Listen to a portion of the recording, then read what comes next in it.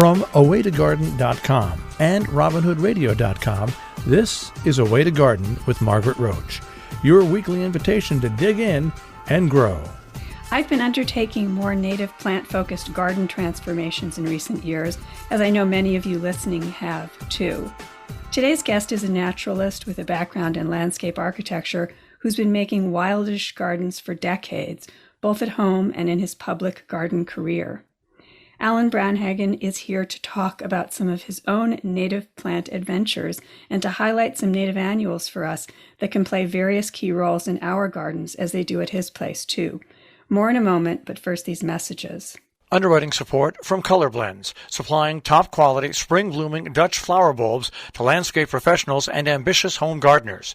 More information on the web, colorblends.com. Programming and underwriting support from Royal Botanic Gardens, publishers of Kew Pocketbooks, small gift books illustrated from Kew's vast collection of botanical art. The most recent book, Fungi, about the strange and singular world of mushrooms, toadstools, and their kin. In bookstores now. Alan Branhagen, a lifelong naturalist with a background in landscape architecture, is Director of Operations at the 1,200-acre Minnesota Landscape Arboretum in suburban Minneapolis. He's the former Director of Horticulture at Powell Gardens in Kansas City and the author of 2 books on Midwestern native plants. Hi, Alan. I'm so glad to get to do this today. Thank you. Good morning, Margaret. Thank you for having me. Yes. So before we start, I want to do a book giveaway with the transcript of this show over on awaytogarden.com. And since it's part of a series, you've done 2 books. The I think 2015 was Native Plants of the Midwest, which is a comprehensive guide to the best 500 species for the garden. And that's one. And then the newer one is part of a series, the Midwest Native Plant Primer, is part of a series that also has a Southeast and a Northeast and a Midwest edition. So I thought that'd be a good one to give away because depending on who wins, maybe I could give them one for their region. Wonderful. Yeah. Yeah, but congratulations on books. And you're a busy guy. So we got to know each other recently because we worked on a New York Times garden column together, which was fun. And I loved the story you told me when we were working on it about one of your first sort of aha moments about native annuals. Because really, how many of us, quick test everybody listening, can name any native annuals? Do you know what I mean? Right. Yeah. Yeah, I was working for, I think it was Nature Conservancy funded, working for the Iowa Department of Conservation, actually doing bird surveys. And in between, you have to do those early in the morning, and then we'd go visit all these natural areas. And it was a Lost Bluff Prairie in western Iowa. And I'm like, oh my gosh, here is snow on the mountain growing on this prairie.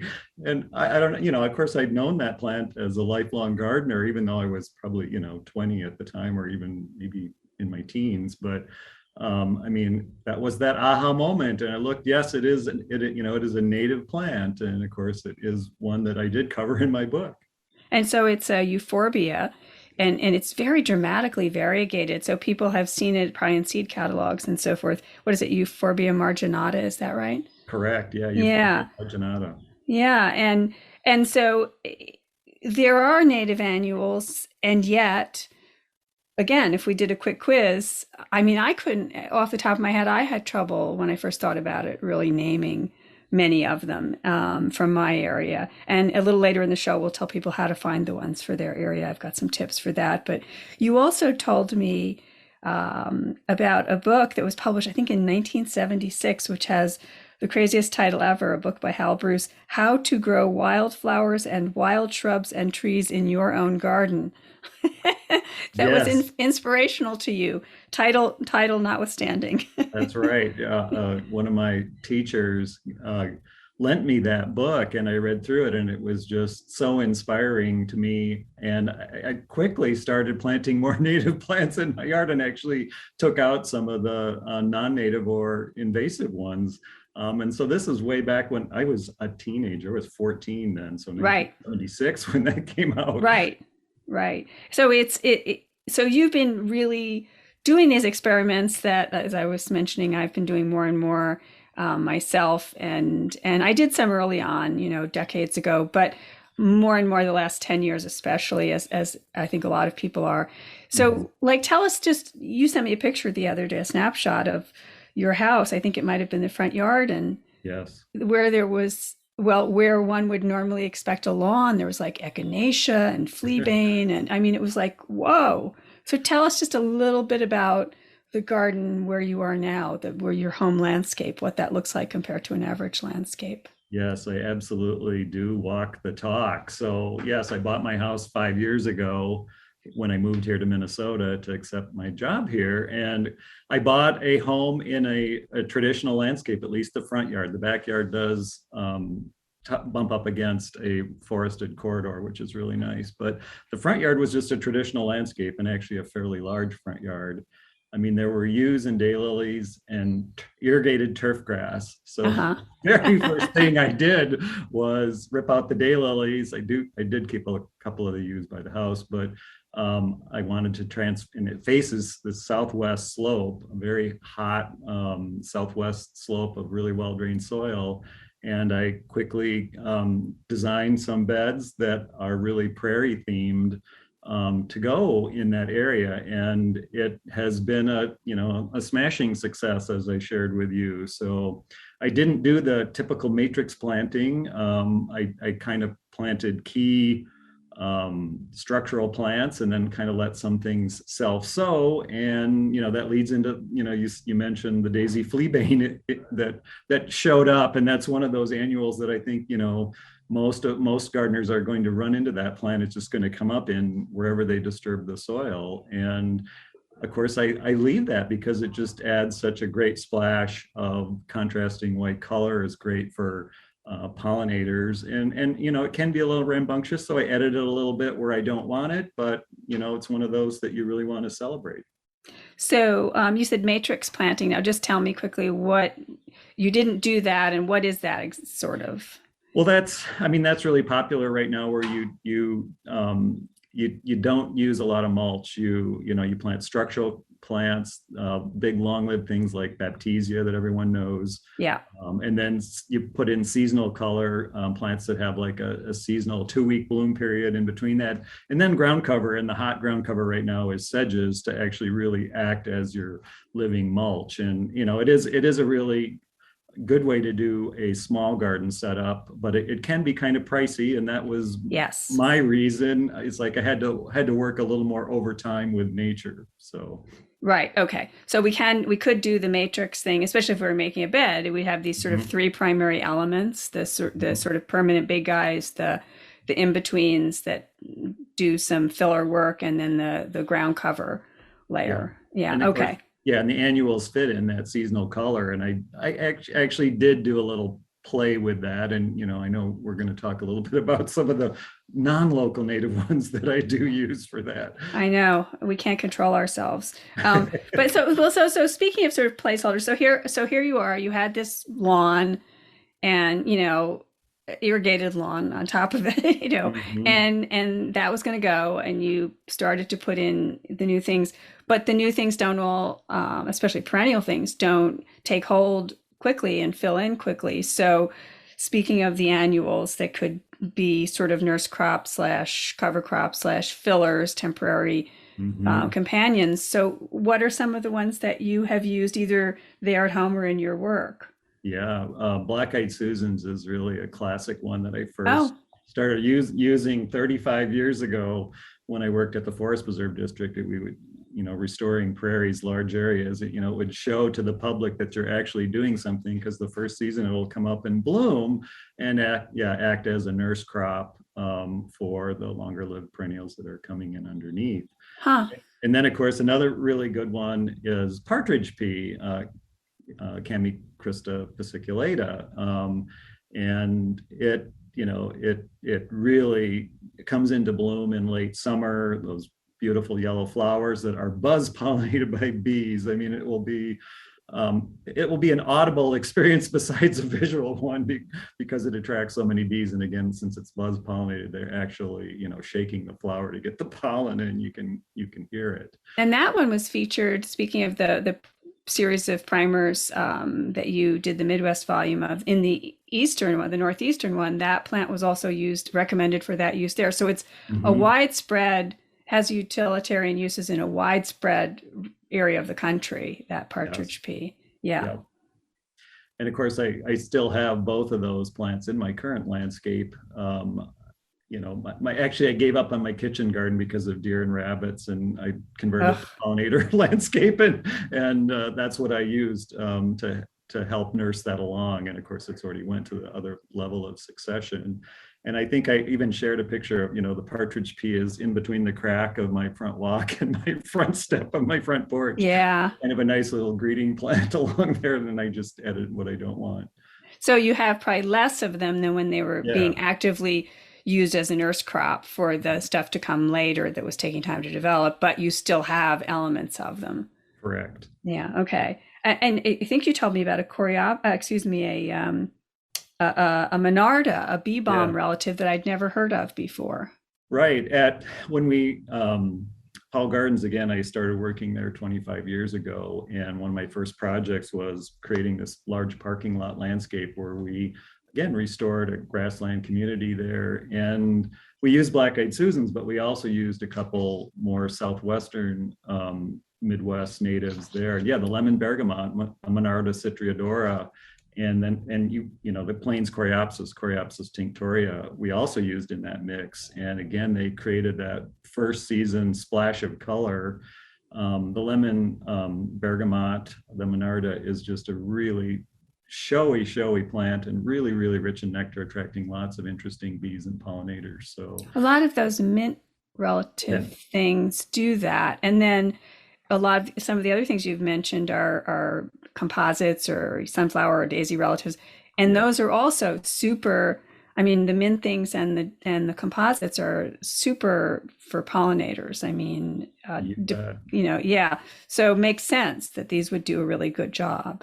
And again, they, faded out over time, except where, maybe woodchuck dug a little hole and that you created disturbance, and then those things would pop up in that spot. So, and of course, that's pretty much their role in nature. They're kind of the earth healers.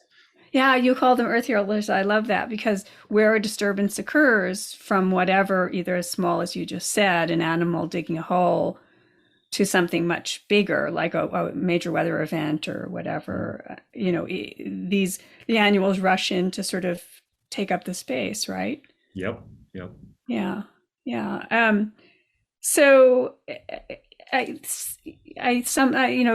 again, maybe we should now just say to people, these aren't all going to be native where everyone listening gardens and so forth. And it's going to take some homework.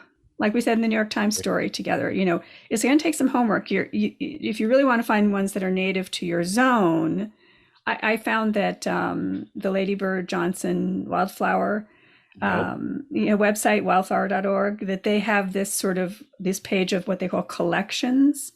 And we can give a link in the transcript of the show, but then you can go there and it's like collections of different, you can filter for your state, check the box for your state. And then when you get there, you can then check another box for the lifespan of the plants you're looking for. Like if you're looking for perennials, it can filter for perennials, biennials, or annuals. So you can check annuals.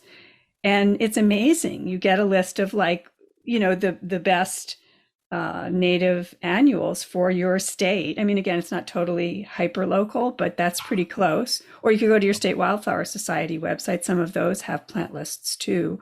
So, all the things we're speaking about are not going to be for everybody, is what we're saying. But some of us use ones that are from other parts of the country too. So tell us about some of those, like you and your California poppy, right?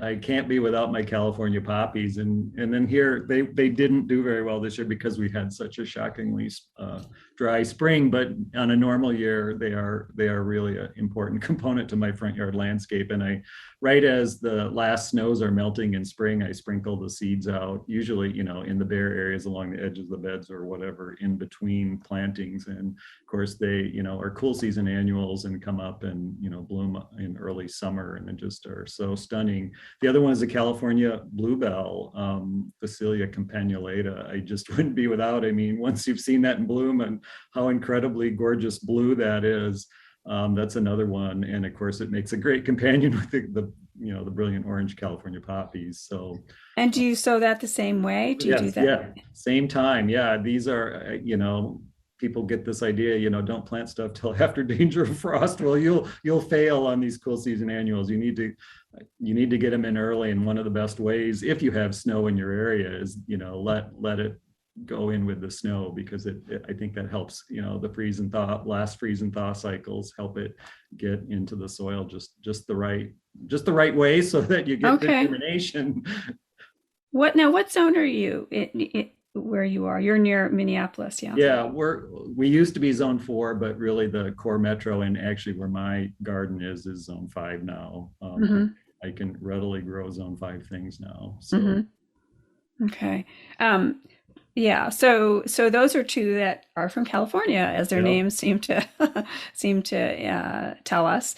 I have and here I'm in New York State, and I have this obsession with one that is from, I think, like Texas and maybe parts of Florida, and I don't know, a couple other spots.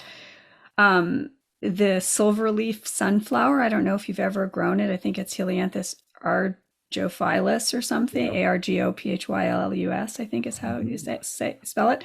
And it's this big plant, it's just gorgeous, and it's furry and silvery all over. And then it just produces these like candelabras of flowers, of gold flowers, it's wonderful. And the great thing is that with that one, like Southern Exposure Seed Exchange has been selling the seed, and Annie's Annuals for years has been selling young plants of it. You can get by mail order. So some of these are available, and some take, again, a little more homework to find. Yep. You try it now. The what one? The silverleaf sunflower. Oh boy. You're gonna, it's a stunner. It's eccentric, it's not symmetrical, right? Another native annual, widespread, I think, nowadays is just the American sunflower, right? The annual sunflower, Helianthus annuus.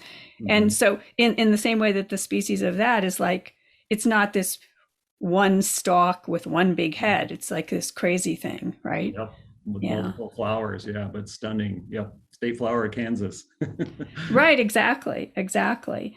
And so are there others that you're using that are from areas way outside the Midwest? Well, the Gaillardia pulchella is another one that I let, it seems to self-sow in bare spaces between, but for the hottest part of summer, those brilliant red flowers with the yellow edging are just absolutely stunning. And of course, one of my absolute favorites, and anyone who tries it is going to be sold with it, is American basket flower, Centaurea americana, our native bachelor button. Oh, right. It is a wow. And, Seed Savers in my hometown, Decorah, Iowa, sold it this year. I was so thrilled. And what a great plant. That one doesn't come back very well for me, so I usually have to start a few early in late winter, early spring, and then I put them in little peat pots and then set them where I want them. But the flowers are like 4 inches across, and lavender, though there is a white form of it. And once you see the bumblebees and the sweat bees and the monarch butterflies and all the things that are enjoying that, you'll be sold on it. And then even when it goes to seed, the goldfinches are feeding on it, and the seed stock holds well through winter and is actually pretty attractive in the winter. It's interesting. And those flowers are like 4 inches or something. They're kind of furry, almost fuzzy. Select Seeds sells the seed too. So that's one that I've started, like you said, that Seed Savers has it now too. And I'm seeing it sort of come around, being showcased, which is great. Is really great. So some just like you mentioned, fleabane, the annual fleabane, Erigeron annuus, that just kind of, if you dig a hole somewhere in much of the country, it's going to show up. Yep. And there's other fleabanes too, but that's the annual one that we're talking about. And jewelweed is the same way. The native impatiens, that's pretty widespread.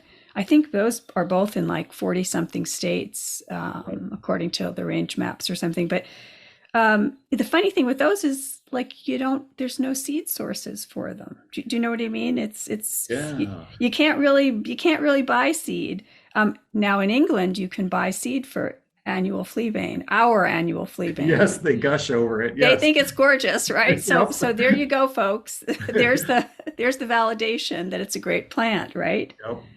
Yeah, yeah. So what everyone just pulls these things out, right? They see jewelweed, they're like, oh my goodness, it's gonna take over the whole yard. I'm getting rid of it. It's kind of in a moist, Mhm. shady or semi-shady space.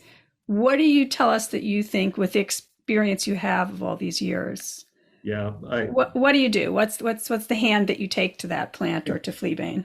Well, I edit, but I wouldn't be without. I mean, the jewel weeds are just so much fun, and especially, well, children and adults, enjoying. The other name of it is touch me not, because when the seeds are getting close to ripe or the fruits are getting close to ripe, you touch it and of course it explodes, which is always a lot of fun. Yeah. And then the little seeds inside there, they're actually edible, and you can, if you scratch the surface of them, they're just this gorgeous robin eggs blue underneath and have this oil of wintergreen aroma to them.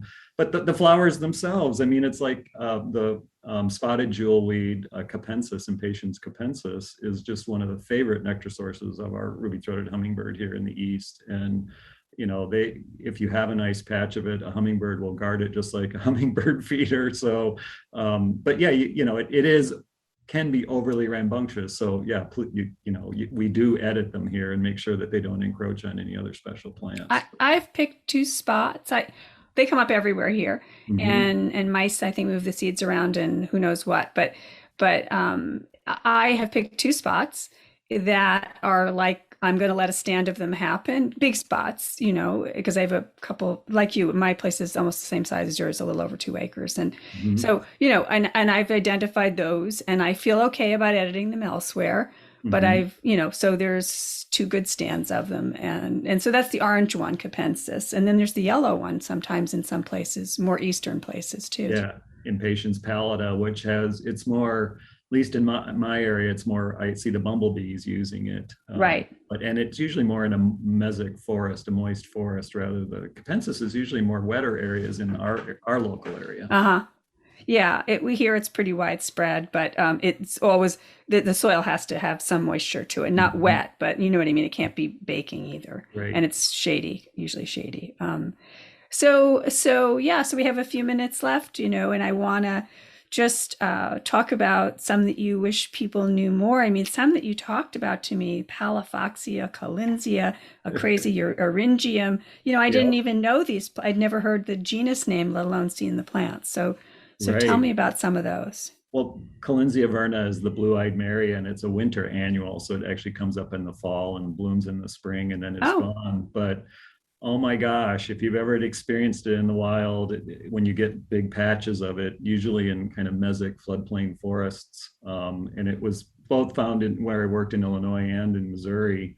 It is just delightful. The only place I've seen it really successful in a garden is at the English Woodland Garden at Missouri Botanical Garden in St. Louis. So that's one I think people really, really should look at. And then Palafoxia, I ran into that in Missouri because it's mainly an Ozark native, and we use it in our living wall, our kind of rock garden display, and it would just self-sow, and it's like this pink baby's breath. It just is a phenomenal annual, and I know it's naturalized even like into northern Indiana and so on. So it must do well over a wide area. I haven't tried it yet in Minnesota, though I plan to.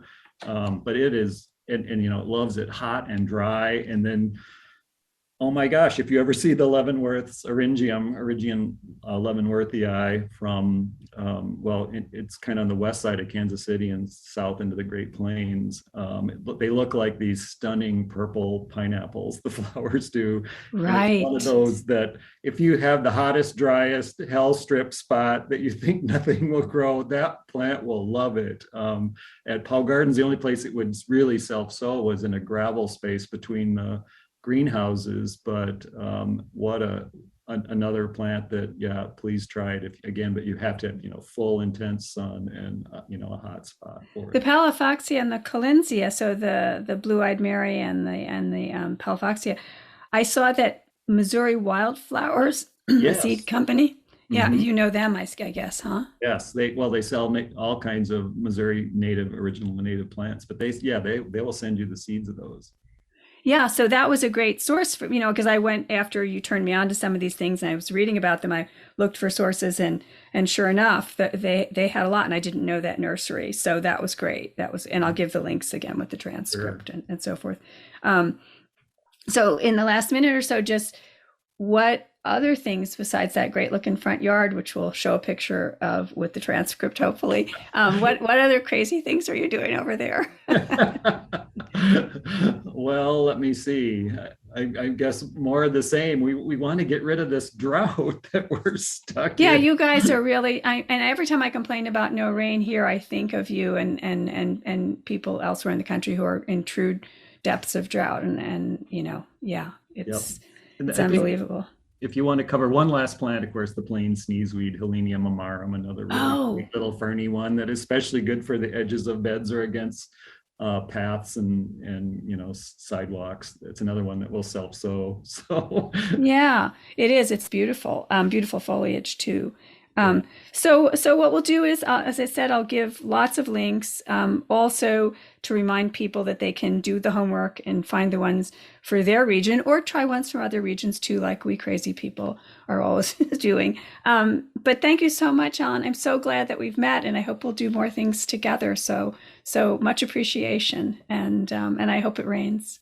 Thank you, Margaret. All right. Talk to you soon again, I hope. Programming and underwriting support from Royal Botanic Gardens, publishers of Kew Pocketbooks, small gift books illustrated from Kew's vast collection of botanical art. The most recent book, Fungi, about the strange and singular world of mushrooms, toadstools, and their kin, in bookstores now. Underwriting support from Color Blends, supplying top-quality, spring-blooming Dutch flower bulbs to landscape professionals and ambitious home gardeners.